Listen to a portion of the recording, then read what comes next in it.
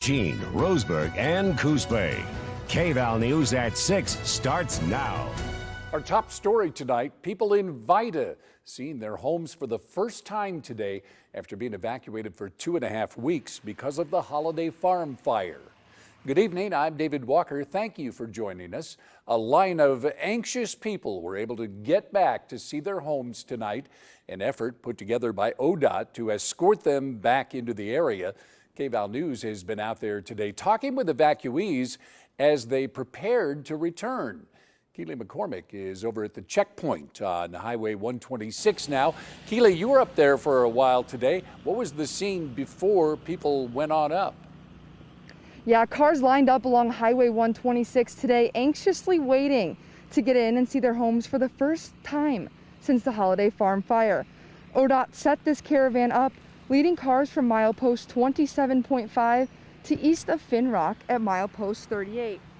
People could pull off to stop at their homes, assess damage, or gather some things, then follow the marked ODOT truck back down. I spoke to Shauna Jewell before she headed up to her home of 15 years. She was in the process of selling her house before the fire. I mean, all that's for sale now is 2 chimneys next to the river. We have pictures already. Yeah, we already know it's gone. The caravan will stop today at 6. ODOT says safety is a priority, so they want to be out of the area before dark. The caravan will start up again tomorrow and Sunday, beginning at 8 a.m. and running through 6 p.m. There is also a schedule set for next week. Any schedule beyond October 2nd will depend on work and safety. Live in Vida, I'm Keely McCormick. Back to you guys in the studio. Thank you, Keely. There is some good news tonight. All of the evacuation notices in Lane County connected to the Holiday Farm fire are now canceled. The rain is helping firefighters battle the blaze and keep it in check. Kval News has learned the fire is holding at 174,000 acres today. It is 35% contained. And as firefighters make progress on the Archie Creek fire in Douglas County, some evacuation orders there are downgraded tonight. Evacuation notices are now lifted for Nonpareil Road from Banks Creek to the end of Nonpareil. Little River Road at New Bridge to the end of Little River Road moved from level 2 to level 1. Be ready now. The rest of the evacuation notices are the same. The Archie Creek fire is now 59% contained. The Oregon Department of Forestry is keeping an eye out for next week. Why? Because drier, warmer weather is on its way. They're monitoring the area for any new wildfires that might spark up. Kval's Angelina Dixon tells us how they plan to do that. So it might be raining today, but that might not be the case for next week. And after a hot summer, things have been left pretty dry. So fire season might not be over with yet. We've got our fire crews that are still patrolling areas. We've got the general public with eyes out there. And we do have some fire detection cameras in some areas. But the main thing is to just keep them from starting in the first place. Wildfires have sparked in dry, brittle areas throughout Oregon in September. And except for recent showers, rain has been very little. Fire prevention and firewise your home would not have helped in the Holiday Farm fire. It was a firestorm that ripped through the McKenzie area, covering about 30,000 acres within 24 hours.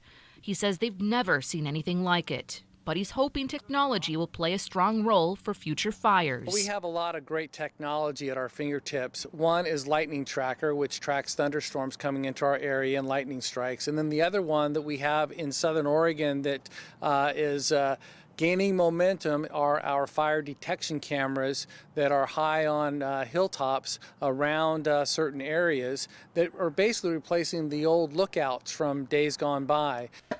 Going forward, keeping track of weather patterns is also important. In Oregon, there's no specific date for when fire season starts and ends. ODF bases it on warm, dry weather patterns. Field says the public needs to play their part in keeping Oregon fire-free, which means don't do any illegal burning. In Eugene, I'm Angelina Dixon reporting.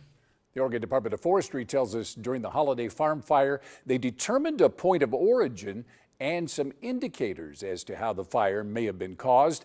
But with crews still at work, the cause remains under investigation.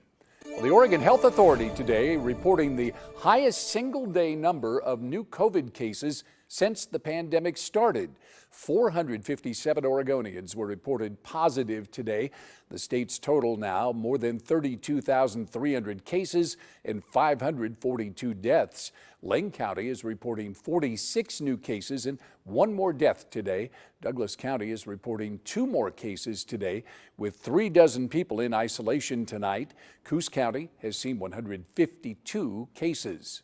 The Pac-12 football season is back on. Big news, and that means Oregon and Oregon State will soon be back on the practice field. Kval's Hayden Herrera is outside Autzen Stadium tonight after hearing from Oregon's athletic director and head football coach with their reaction to the news. Hayden?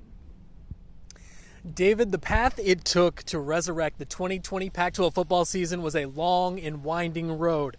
Announcing a schedule, having the season canceled, and then finally on Thursday, the news that was music to the ears of Oregon head coach Mario Cristobal and Oregon athletic director Rob Mullins. In speaking with the media today via Zoom, Mullins commended the entire Pac-12 and its members for their collaboration in making this season happen.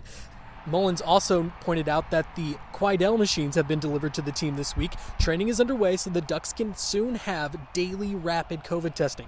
Mario Cristobal informed the media today that his team will officially start practice on Friday, October 9th.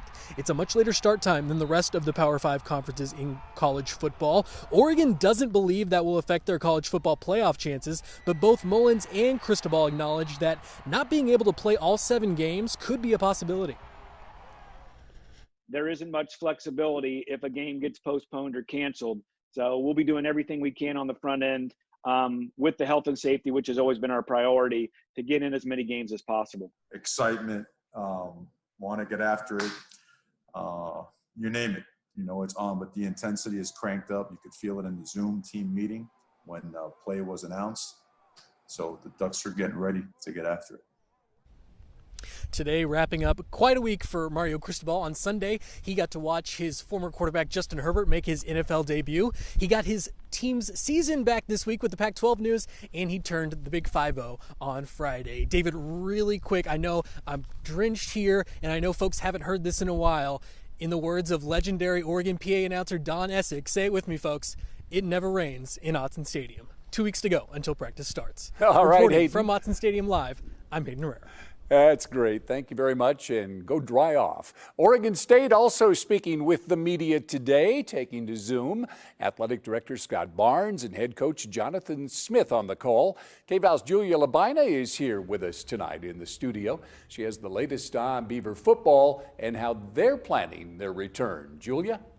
That's right, David. You can feel the excitement coming from Oregon State. Athletic Director Scott Barnes telling us the first thing the coaches did when finding out the news was shout, "Go Beavs."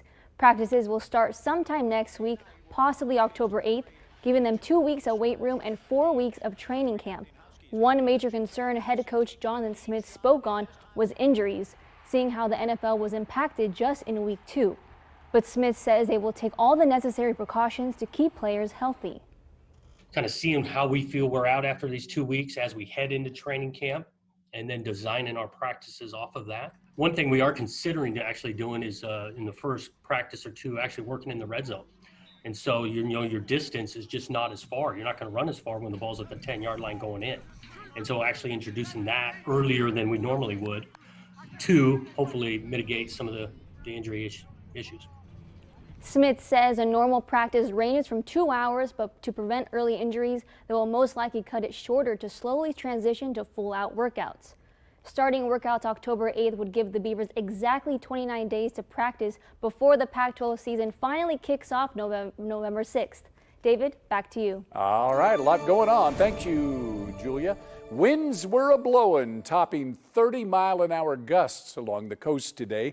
The view in the Charleston area here with trees swaying in the breeze. These windy conditions leading to some pretty big waves crashing at Bassendorf Beach. Kval Chief Meteorologist Josh Cozart is over in the Weather Center. He's taking a closer look at the effect of these winds. Pretty blustery all across the state. Not necessarily as strong as what we saw back on our earlier storm this week, but definitely still seeing the winds consist anywhere from about 10 to 15 miles an hour out along the coast from the southwest at this hour. And as far as the rainfall amounts go, as we look further to the north in our forecasting area, nearly a half-inch in the Newport area, but further to the south in Coos and Douglas County, just a couple of 1/100ths of an inch, if anything. And a closer look at the Willamette Valley, definitely seeing those rain showers still pushing through, heavy at times in the Eugene-Springfield area, as the drier skies, but still overcast conditions remain for Coos and Douglas County. The overcast skies keep our temperatures into the 60s through the valleys. That's about a 10-degree difference within the past 24 hours, but more rain still expected to fall for the rest of tonight. But we'll talk about the summer temperatures that make a comeback coming up in my full forecast. Well, the idea of in-person classes for students in Douglas County is now a thing of the past because of an influx of COVID-19 cases.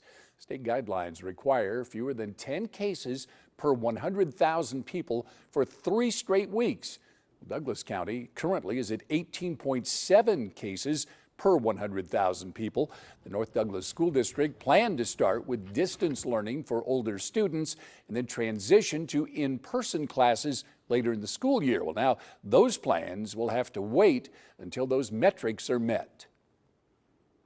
The thousands of protesters are expected to be flooding the streets of Portland again. It will be in separate rallies this weekend, and Governor Kate Brown is announcing plans today for keeping the peace. The governor says state troopers, local police, and deputies will be out in force, keeping the group separate, and they will arrest people if and when necessary. The governor says the plan to use her executive authority to pool the resources came together after talking with city and state leaders. Well, next here on Kval News, as Democrats and Republicans point fingers at each other over the state of the economy, we take a closer look at what the numbers reveal.